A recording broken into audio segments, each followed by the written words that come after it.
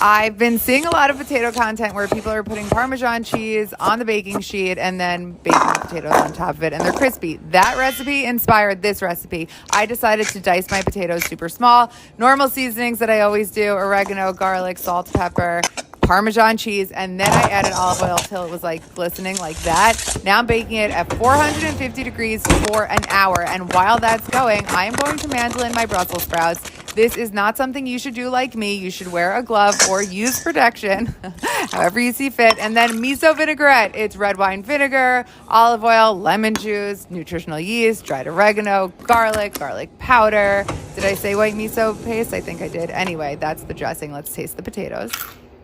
Perfect. Dress the sprouts. That's all it is Brussels sprouts and dressing. Trust me. And now, yes, we are using the potatoes in place of croutons, and so good.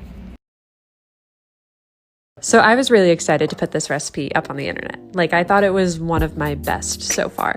But as a creative who is sometimes insecure about my creativity, I'm also hyper sensitive to feedback. And I put this up on another platform that shall not be named, and it did worse than I've ever seen anything do. And that's one of the downsides of creativity, is being so excited about something personally, but then having that perception immediately skew as soon as you see it through the lens of somebody else. And I know at this point we're like, okay, it's a tomato. It's not that deep. But to be fair, it's also a tomato and an onion and lemon and chickpeas. So it is that deep. Thank you. But then I was complaining about said circumstance to my friend, and she said that on social media, people aren't that discerning and everybody has quote unquote Walmart tastes, which means that people are just like looking for the basics. But I kind of disagree. I feel like I'm trying to bring at least Target quality to the table, or like TJ Maxx at least.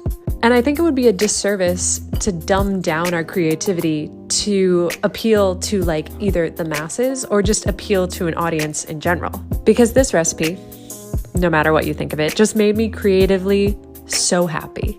And I think shying away from our art for other people is just never worth it.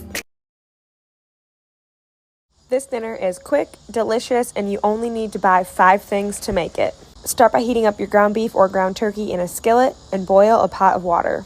Once your water is boiling, you'll add in some tortellini. Cook according to the package.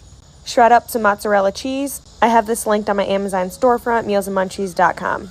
You'll then season your meat, salt, pepper, Italian seasoning, and a little bit of crushed red chili flakes. Drain it, add a jar of marinara sauce, and 1 block of cream cheese. Once that's well combined, add in your cooked tortellini. Top this with your mozzarella cheese and bake for 10 minutes at 350 degrees. And follow me for more recipes. Weather outside is frightful. 2 potatoes. Cut a circle. Boil for 30 minutes until they turn soft. Go through iced water. Then, my favorite way to mash a potato is using a garlic press. Mix mashed potatoes, glutinous rice flour, cornstarch or potato starch, salt and pepper. Knead the dough until smooth.